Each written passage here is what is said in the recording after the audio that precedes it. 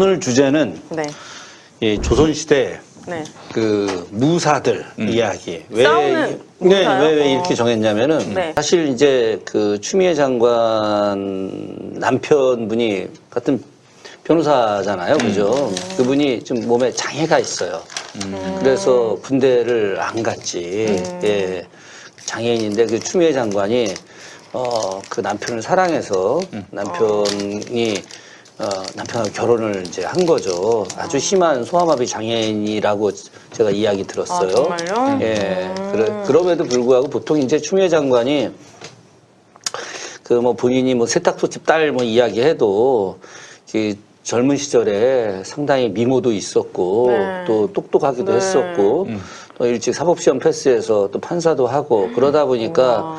사실 그 더 막 이렇게 더 좋은 조건과 배경에 있는 사람을 선택할 수도 있었을 텐데 네. 같이 이제 고시 공부했던 그 남자를 진심으로 사랑해서 결혼하고 평생을 이제 같이 하는 거죠. 원래는 추 장관이 정치 입문하려고 한 게 아니라 남편이 입문을 하려고 했었어요. 예, 그 사실도 잘 모르는구나. 네. 그래가지고 그 남편이 이제 당시 DJ를 이제 찾아갔어요. 남편은 호남분입니다. 예, 광주분이고 추미애 장관은 대구 사람이고. 그래서 이제 영호남의 이제 결합이기도 그렇네요. 했죠. 근데 이제 그 남편이 이제 정치를 좀 해보고 싶어서 DJ를 만나러 갔는데 그때 이제 와이프를 같이 데리고 간 거예요.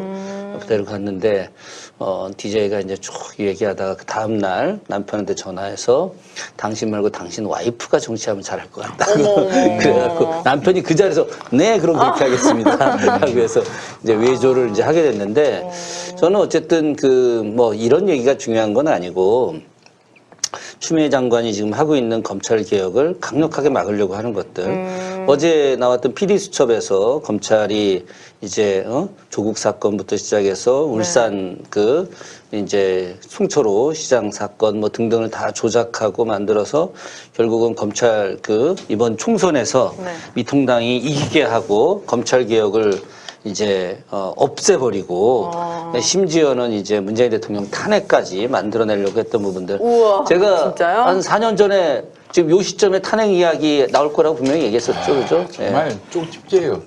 역사학자가 아니라 네. 그냥 점쟁이야, 그냥. 아우, 어떻게 이렇게 앞날을 탁탁 다 맞히는지 이런 분이 없습니다, 진짜 우리 교수님 같은 분이 없어요. 네. 복채를 드려야 되는데, 우리가. 정말 정확하게 예측하셨거든. 그래요? 박지 있었을 때. 그럼요. 그때 짚어주셨잖아요. 예, 예. 하여튼 그래서 저는 추미애를 그렇게 날리고 싶어서 아들 문제를 거론했는데 아들이 너무 정상적이야. 흠잡을 게 하나도 없어. 오히려 상을 줘야 돼. 왜냐면 이번에 결국 밝혀지면서 품성도 애가 괜찮고 그리고 군대 생활도 열심히 했고 십자인대가 파열됐음에도 불구하고 나 같았으면은 전역했을 텐데 전역 안 하고 끝까지 군대 생활하고 그러면 뭐 관련해서 조선시대 무사들 네. 조선시대 무사들이 얼마나 많겠습니까, 그죠?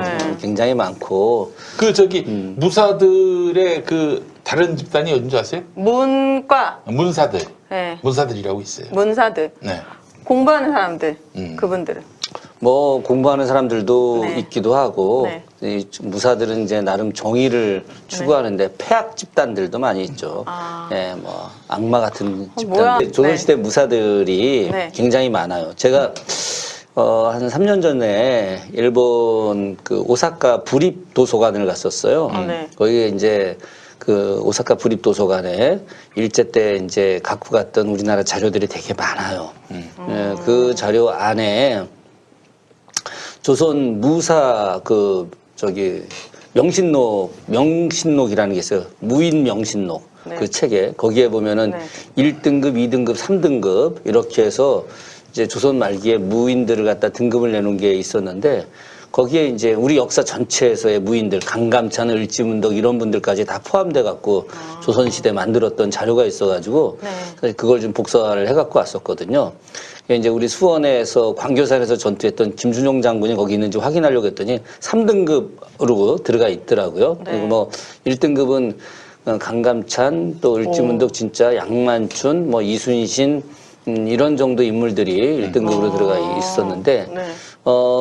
중요한 거는 우리가 그렇게 많은 무인들이 존재하지만 실제로 우리나라 사람들한테 가장 많이 알려진 무인 하면은 뭐 종조 때 백동수 그리고 또 영조 때 백동수의 스승이었던 김광택 또 김광택의 아버지였던 숙종 때 김채건 뭐 이런 사람들의 이야기가 굉장히 많이 회자되는데 진짜 이 사람들이 애국자 무인들이야. 그래서 그 앞에 있었던 뭐 김경손 뭐 이런 사람들 이야기 말고 김채건과 김광택의 이야기를 중심으로 네. 굉장히 흥미로운 이야기들이기 때문에 좀 해드리려고 해요.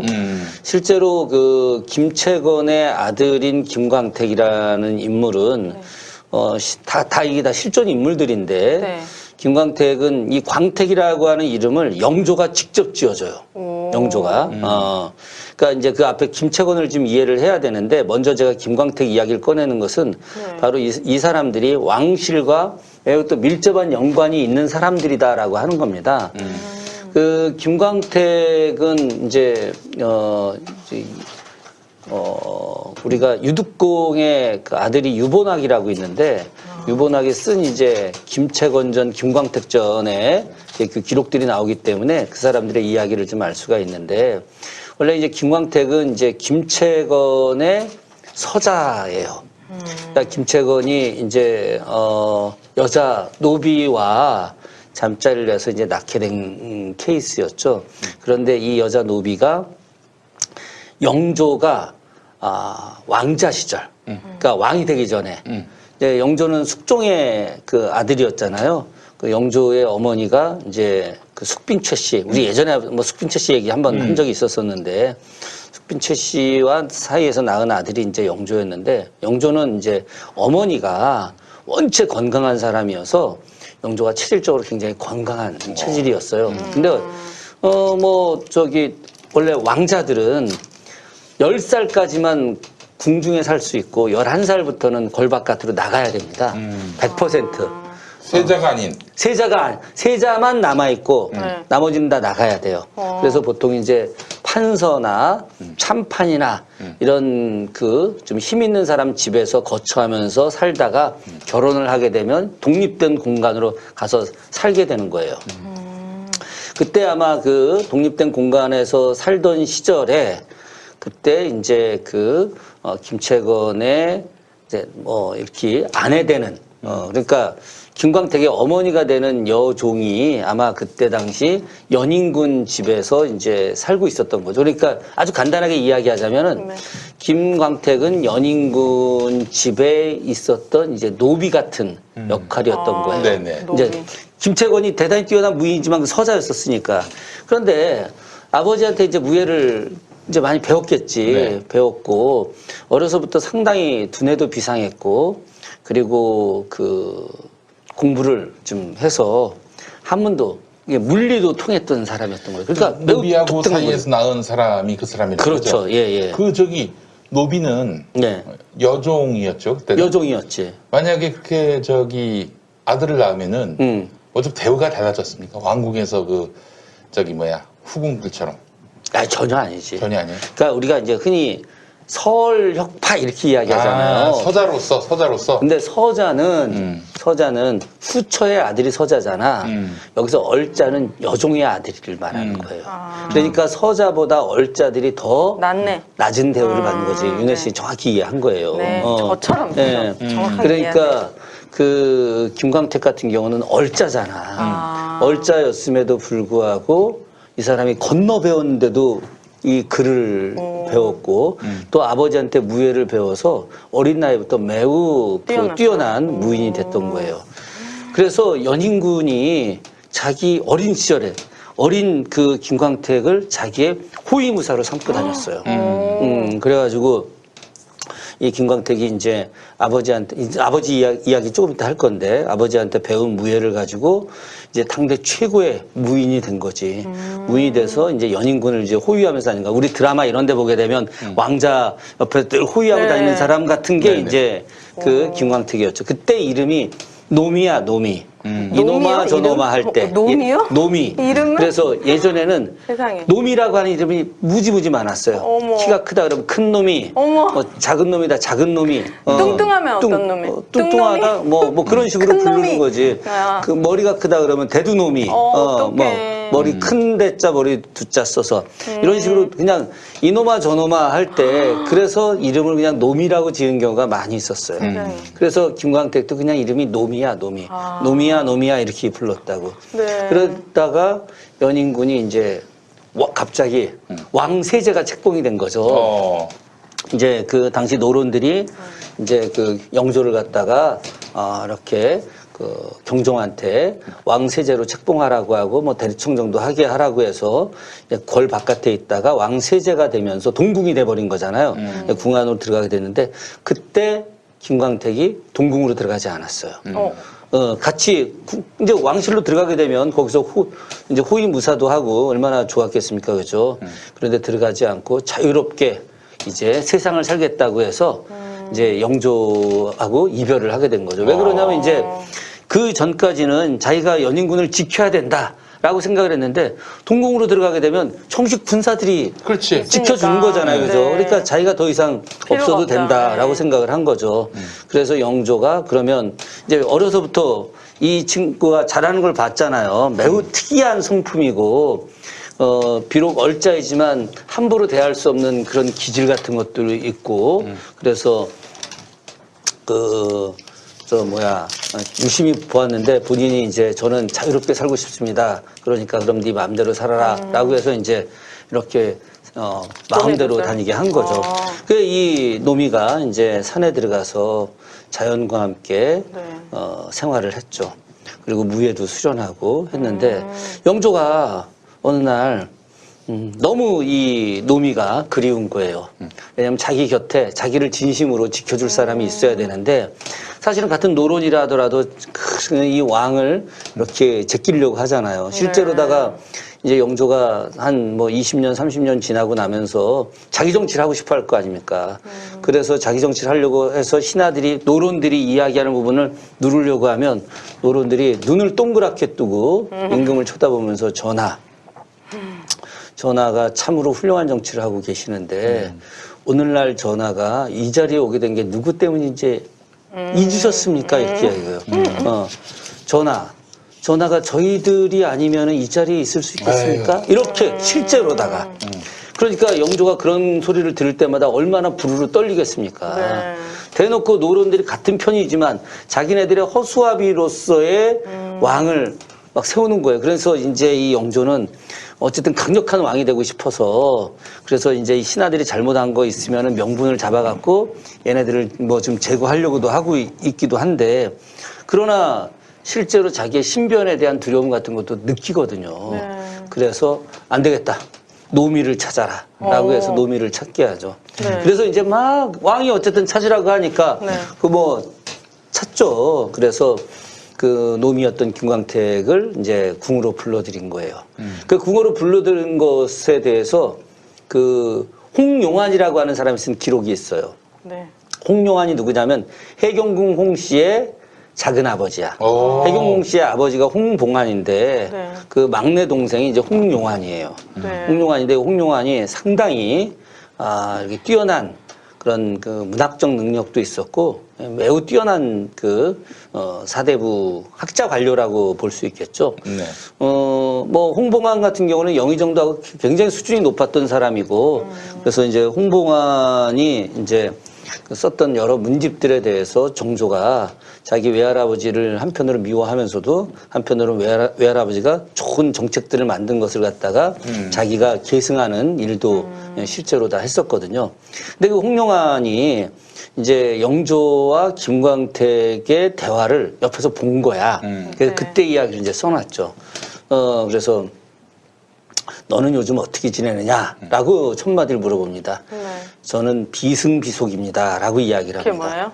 승려도 아니고 속인도 아니다. 그러니까 이제 이 산천을 주유하면서 다니다 보니까 사실은 뭐 이제 승려인 것도 아니고 머리를 깎은 사람은 아닌 거지. 그러니까 머리를 기르고 다니지만 실제 승려처럼 하고 다니지만 그렇다고 해서 속인도 아닌 거예요, 이게. 결혼도 안 하고. 결혼도 안 하고 이제 그러고 이제 산천을 주유하면서 이제 그렇게 사는 거지.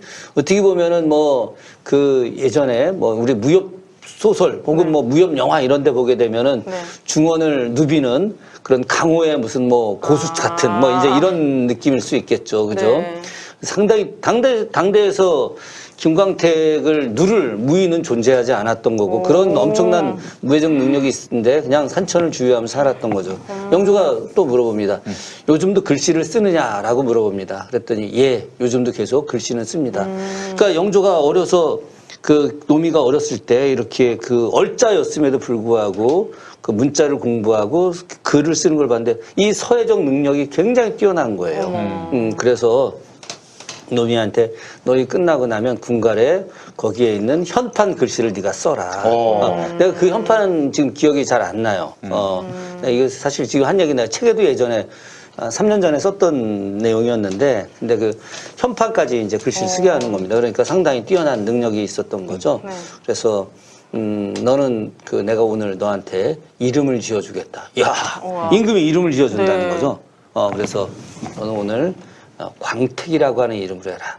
이게 빛광택, 빛광, 모택 해갖고 연모택, 예. 빛나는 연못. 예. 그래서 김광택이라고 하는 이름을 지어준 거죠. 왜냐면 아버지가 김채권이니까 김 씨는 그대로 가야 될 거 아니겠어요. 근데 아버지도 여기가 하도 여종의 아들이니까 이름을 안 지어준 거야, 김채권도. 아이고. 그래서 그냥 노미라고 불렀던 거지.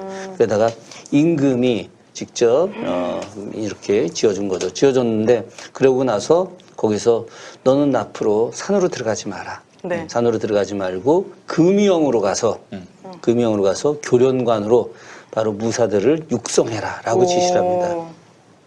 그래서 김광택이 이제 금이영의 교련관이 돼가지고 이제 무예를 정식으로 육성하는 거죠. 그때 이 김광택한테 배웠던 무인 중에 한 명이 임숭이라는 사람이 있었어요. 그 임숭 이야기는 제가 조금 이따 하도록 하겠습니다. 임숭이 바로 사도세자의 호위무사예요. 사도세자하고 같이 무예 신보라고 하는 무예서를 만들었던 인물이 임숭입니다. 그 영조의 그 아들의 호위무사였네요. 그렇지. 그렇죠. 예, 영조의 아들이 사도세자니까. 그러면은 그 앞에 김채권이라는 사람은 어떤 사람이냐. 제가 이제 김채권에 대해서도 이제. 아빠 말하는 거죠. 김광택의 아버지이지. 네.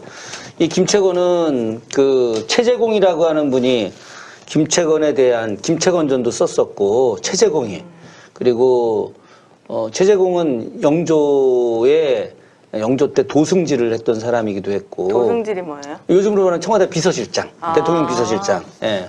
그리고 당시 영조가 사도세자를 갖다가 폐위시키라고 했을 때 당시 도승지로 영조의 발목을 잡아가지고 영조가 그 걸음을 못 가게 했어. 걸음을 발목을 엎드려서 잡은 거야. 정말 통촉하여 그렇죠. 주시옵소서. 사실 이게 임금의 발목을 잡는다는 건 상상이 안 가는 일인데 그만큼 또 신뢰를 받고 있다는 그렇죠. 얘기 아니겠어요? 그래서 절대 폐위시키면 안 된다 그래갖고 폐위를 시키지 않았죠. 그러다가 이제 1년 뒤에 최재공 선생이 어머니가 돌아가시는 바람에 무친상 때문에 이제 궐에 나와 있었거든요. 그 사이에 영조가 사도세자를 죽인 거죠. 아이고. 예, 그러니까 이제 만약에 최재공이 그때 궁에 남아 있었다고 한다면 사도세자가 죽지 않았을 가능성은 매우 높은 인물이었죠. 그래서 나중에 정조가 했던 이야기가 이제 신하들한테 최재공과 나는 공적으로는 군신의 관계이나 사적으로는 부자의 관계다. 아버지와 아들의 관계다라고 이야기할 정도로 신뢰가 대단했던 사람인데 이 사람이 김채권전을 썼어요. 예.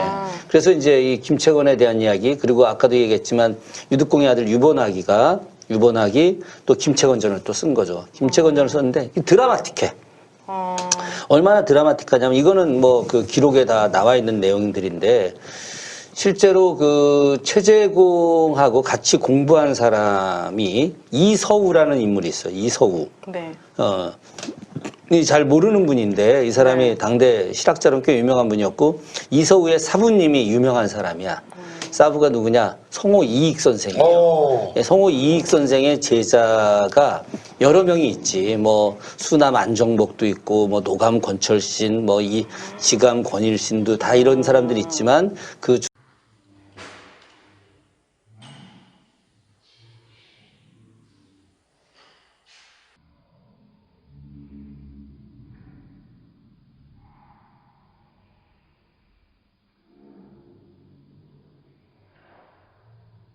중간에 최재공도 있고 이서우도 있어요.